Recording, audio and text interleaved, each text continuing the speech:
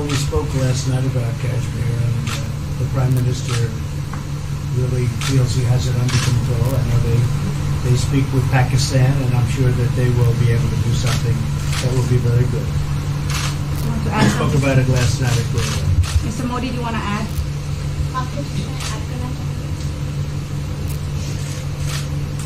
भारत और पाकिस्तान के बीच कई बायलैटरल इश्यूज हैं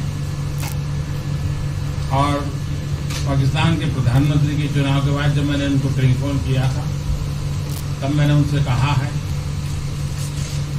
कि पाकिस्तान को भी गरीबी के खिलाफ लड़ना है, भारत को भी गरीबी के खिलाफ लड़ना है, पाकिस्तान को भी अशिक्षा के खिलाफ लड़ना है, भारत को भी अशिक्षा के खिलाफ लड़ना है, पाकिस्तान को भी बीमारी के खिलाफ लड़ना है, भारत को भी बीमारी के खिलाफ लड़ना है। हम दोनों देश मिलकर के गरीबी के खिलाफ लड़ें, हमारी असुविधाओं के खिलाफ लड़ें और हम मिलकर के दोनों देश की आवाम की भलाई के लिए काम करें। ये संदेश मैंने पाकिस्तान के प्रधानमंत्री जी को भी दिया है और राष्ट्रपति ट्रंप से भी हमेशा हमारे इस बायलैटरल संबंधों के संबंध में बात होती रहती है। Between India and Pakistan, there are many bilateral issues. And after Mr. Imran Khan became the Prime Minister of Pakistan, I called him up to congratulate him, and I told him that Pakistan needs to fight poverty, India too. Pakistan needs to fight illiteracy, India too. Pakistan needs to fight disease, India too. And so together, let us join our forces to fight poverty and all the ills that are facing our two countries. Let us work together for the welfare of the people of our two countries. And this is the message that I keep giving my counterpart in Pakistan. Along with President Trump, we also keep talking about the different bilateral issues between us. Mr. Modi, would you like to have President Trump be involved in negotiating between Pakistan and India? Bharat और पाकिस्तान के सारे issues bilateral हैं और इसलिए हम दुनिया के किसी भी देश को इनके लिए कष्ट नहीं देते हैं और मुझे विश्वास है कि भारत और पाकिस्तान जो 1947 के पहले एक ही थे, हम मिलजुल करके हमारी समस्याओं पर चर्चा भी कर सकते हैं और समाधान भी कर सकते हैं। India and Pakistan have all the issues are of bilateral nature, and we do not want to give pains to any country in the world to in fact try to do anything in this, because these issues are bilateral. And I trust that before 1947, when we were one country, then even afterwards we can find solutions through discussions. Mr. President, is that offer still on the table? I'm here. I have a very good relationship with both gentlemen, and I'm here if for any reason, but I think they can do it themselves very well. They've been doing it for a long time. President, the Chinese have said today publicly that it's more low-level calls that have happened, and they're downplaying the significance of the calls to the U.S. administration. I don't know what you mean by that. Low level? The vice premier is low level? I don't think so. What's in your mind, they're low level? What is the position of the gentleman that was quoted in the newspaper today? Well, the Vice Premier, Leo, came out with very significant statements, and we've been communicating through intermediaries back and forth with him. That's the Vice Premier of China. Yes, sir, I understand. That's not low level. I understand, I agree. I was just, there was a statement that the spokesman for the Foreign Ministry, for instance, said they weren't aware of the calls happening. I don't know about his There's been communication at the highest level. Thank you, Mr. At the President. highest level. Can you clarify the calls? No, I don't want to. We don't want to go into. We don't want to go into. Hey, look, in the meantime, our country is doing great. We're doing great. The Prime Minister just congratulated me. Everybody that's met has congratulated us on the job we're doing in the United States with our economy. Our economy is phenomenal, best it's ever been. And that's despite the trade deals. And when the trade deals get done, like we did with Japan yesterday, we did a really big, tremendous trade deal with Japan. And we have others coming. We're negotiating now in earnest with the European Union because they want to do that. They want to do that, and I do too. So we have. When we get these deals done, our country will be transformed. I mean, it'll be monetarily transformed. It's such a difference between the horrible, horrible one-sided deals that we had in the past. And frankly, past administrations should be ashamed of themselves for allowing that. But we have many of them. One of them is the USMCA, Mexico-Canada. And hopefully that'll get voted on very quickly. Everybody wants it to happen, so hopefully we can make that a bipartisan bill. But we have many trade deals that are doing very well, and including China.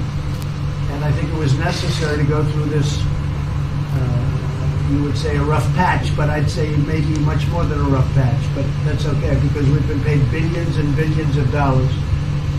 And you know that prices haven't gone up, and there's been no inflation. And we've put a lot of money in the Treasury, and tens of billions of dollars. And I've given a lot of it to the farmers that were hurt. I've been able to give a lot of money, compliments of China, to the farmers that were hurt, because we gave them 16 billion and we gave them 12 billion the year before. That made them whole. That was the amount of money that China didn't invest in to our farmers, give to our farmers. So the farmers have been amazing, but they're very happy with the job we're doing. But eventually they're going to be the biggest, or one of the biggest beneficiaries. Okay? Mr. President, did you attend the climate session? Say it? Did you make it to the climate session? Were there any conclusions that you took away I'm from going it? to. In fact, it's going to be our next session. So we haven't had it. Do you have a message that you'd like to deliver to? No, I want clean air and clean water. And we're right now having the cleanest air and cleanest water on the planet. But that's what I want. I want absolutely clean air and clean water. Mr. President, just briefly back on China, we saw the comments from you about wanting calm. Calm. Calm, exactly. Just wondering if you could clarify what you meant about the call. Was that with light hydrogen? I don't want to talk about calls. We've had calls. We've had calls at the highest levels. But I Last don't want night, to you talk said about last that. night that there- But the vice chairman put out a statement last night that was a statement, and saying that he wants to make a deal and he wants calm. And I think it's a very good word to use, calm. Not a word that I use that often, but it's a good word to use. And I think it's one of the reasons that's a great country. I mean, they understand. I think that that message also helps with respect to Hong Kong.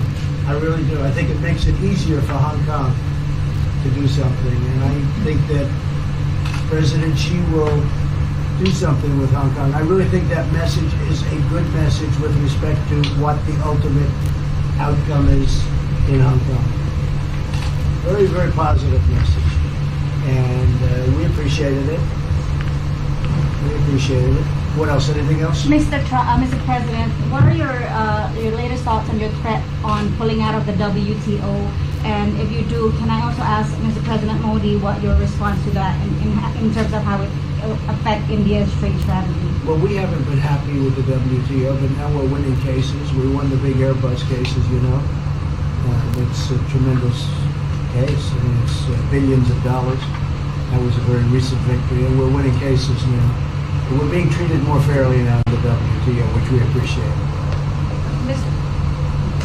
मुझे लगता है कि हम दोनों को बात कीजिए, हम दोनों बात करते रहेंगे, जब जरूरत पड़ेगी आप लोगों को जरूर जानकारी पहुंचाएंगे।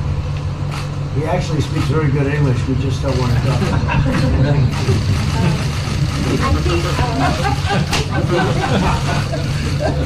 I think that you should let us discuss these things, and when we feel need, we will communicate to you.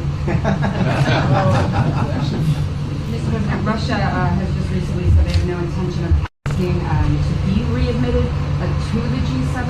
However, No, I wouldn't expect they'd ask, because why would he's a proud man. He's done a real job, and why would he ask? No, it's something we discussed, and it's under discussion now. No votes or anything, but I would be inclined to say yes, and so would others, and some probably wouldn't be, but it's just a discussion. No, I would think that he wouldn't do that because he's a proud man.